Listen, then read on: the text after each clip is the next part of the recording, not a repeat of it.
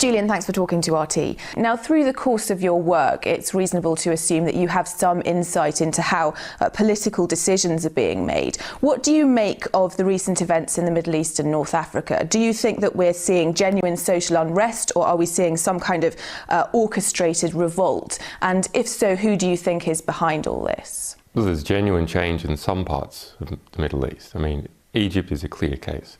I was concerned at the beginning of the Egyptian revolution as to whether we just saw a changing of the chairs and a maintenance of the same existing power structure, or whether something really different was happening. But after Mubarak fled Cairo, you saw mini revolutions occurring in every institution within Egypt, from Alexandria to Cairo. So that's a sort of change that's hard to undo. Now, what's happening in some other countries is a bit different. So the situation in Libya clearly has involvement of state actors in it from many different areas. That's something that's been driven by state actors. Now, it is normal for neighbouring countries to have interconnections with each other.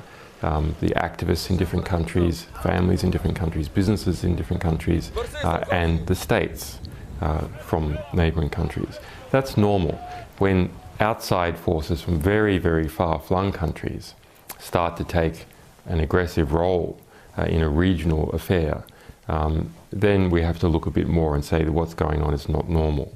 So what's happening in Libya, for example, is not normal. And social networking, what role do you think sites like Facebook and Twitter have played in the revolutions in the Middle East? How easy would you say it is to manipulate media like that? Facebook in particular is the most appalling spying machine that has ever been invented. Here we have the world's most comprehensive database about people, their relationships, their names, their addresses, their locations, their communications with each other, their relatives, all sitting within the United States, all accessible to US intelligence. Facebook, Google, Yahoo, all these major US organizations have built-in interfaces for US intelligence. It's not a matter of serving a subpoena. They have an interface that they have developed for US intelligence to use. Now, is it the case that Facebook is actually run by US intelligence? No, it's not like that. It's simply that US intelligence is able to bring to bear legal and political pressure to them, and it's costly for them to hand out records and one by one, so they have automated the process. Everyone should understand that when they add their friends to Facebook, they are doing free work for United States intelligence agencies in building this database for them. Let's talk about other latest sort of WikiLeaks cables that have been released. They show the UK as a haven for extremism, with at least 35 Guantanamo detainees having at least passed through the UK. Is the UK still a haven for terrorists? I don't know it's still been a haven for terrorists, but it is certainly a haven for oligarchs and former regime dictators that have come here. I mean, you remember the famous Pinochet trial for the extradition of Pinochet from the UK, which the Thatcher resisted, incredibly using a lawyer that is involved in trying to extradite me from the United Kingdom. Now, part of that is perhaps good. It's an example of true liberalism in the United Kingdom. Everyone come here, we'll protect you. On the other hand, there does seem to be a disconnect between, is it really supporting free speech activists like me who come to the UK, but on the other hand, it is supporting people like sons of Gaddafi. And the Guantanamo information, why has WikiLeaks released it now? I mean, it seems sort of to be after the fact. Is it because Obama has recently announced his re-election campaign, and obviously closing Guantanamo was one of his main election promises? Well, there's a number of reasons why we've released it now. The primary one is that we are a small organisation, a very committed one, and last year we came under extraordinary attack. All these things continue to go on, and so they really dampen down our ability to move quickly and publish quickly. The timing is good. Obama has given up on closing Guantanamo. and has decided to reopen the trial process. And we now have a situation where even the Obama administration says that 48 of these people still in Guantanamo are completely innocent and that they should be sent somewhere, and they're not being sent somewhere. So completely innocent people incarcerated for years and years and years, no trial and no hope of relief. No country will agree to house them, including the United States, but the United States has made them its problem. The United States was involved in rounding up these innocent people, setting up a process that was from the very beginning corrupt. There's a reason why they're in Guantanamo and not on the US mainland and not in an allied country. And that reason was to hide them and keep them outside of the law. Just like you have Caribbean islands engaged in money laundering, the United States was engaged in people laundering. Let's move on and talk about your media partners, one of which is The Guardian, with whom you're now involved in a dispute, but you chose them as your primary English language partner for distributing the WikiLeaks cables. And now Guardian journalists have published this book on WikiLeaks, which you say is an attack on you. How would you describe, following that, the Guardian's stance on whistleblowing and media freedom in general? You know, they are a publishing organisation, so of course they want as much right for them to publish as possible. That's a natural self-interest.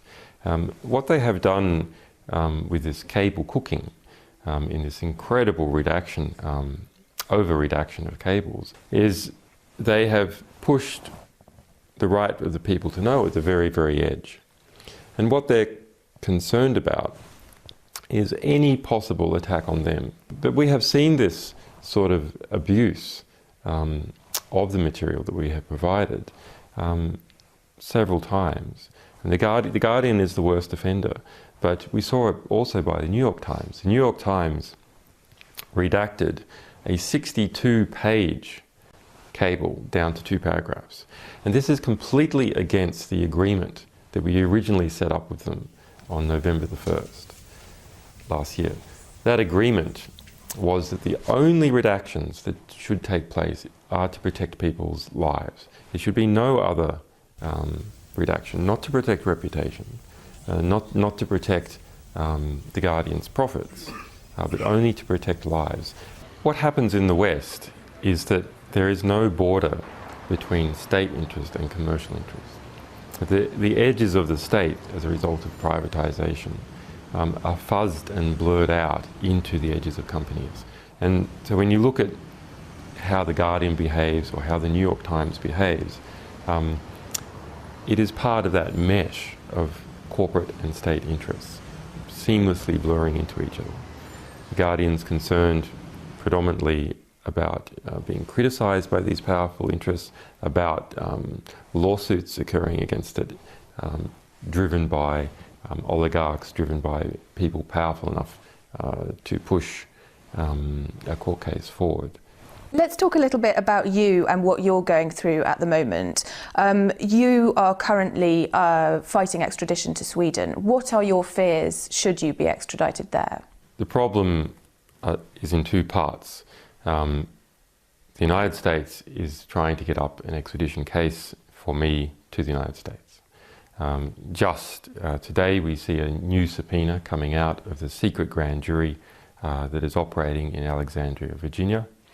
It is trying to get up this espionage case against us. It is building that case, and in whatever country I am in, once it decides to indict, they will try to extradite me from that country. And possibly not just me, possibly our other staff. The other problem with the Swedish extradition is that the process itself has been corrupted. So it was corrupted from the very beginning, and we've seen corruption in the Swedish media, we've seen all sorts of strange actions in relation to how this case has progressed. What message do you think it would send to the world if the UK did turn around, almost unexpectedly at this point it seems, and refuse to extradite you? Well, it depends on to which country. So here's the sort of calculation that's going on in the United Kingdom. The United Kingdom wants to keep, at the various levels, wants to keep its good relationship with the United States. So if the UK was to reject the US extradition order, that would pose terrible problems for it. Similarly, if it was to reject the Swedish extradition order, that would pose problems for it, because it would look like it was seeking to harbour me. And this is the sort of difficult situation that Afghanistan faced, where it appeared that it was harbouring bin Laden, and as a result there was an aggressive response. So any country which appears to be harbouring us, as the United States is trying to conduct its aggressive response, faces political pressures. If the United Kingdom does attempt to extradite me to the United States, then it faces a difficult position politically, which is the bulk of the people in the United Kingdom support us. And finally, Julian, who do you consider to be your number one enemy? Well, our number one enemy is ignorance. And I believe that is the number one enemy of everyone, is not understanding what is actually going on in the world. It's only when you start to understand that you can make effective decisions and effective plans. Now, the question is, who is promoting ignorance? Well, those organisations that try to keep things secret, and those organisations which distort true information to make it false or misrepresentative. In this latter category, it is bad media. It really is my opinion that the media in general are so bad, we would have to question whether the world wouldn't be better off without them altogether. They're so distortive to how the world actually is, that the result is we see wars and we see corrupt governments continue on. One of the hopeful things that I've discovered is that nearly every war that has started in the past 50 years has been a result of media lies. And the media could have stopped it if they had searched deep enough. If they hadn't reprinted government propaganda, they could have stopped it.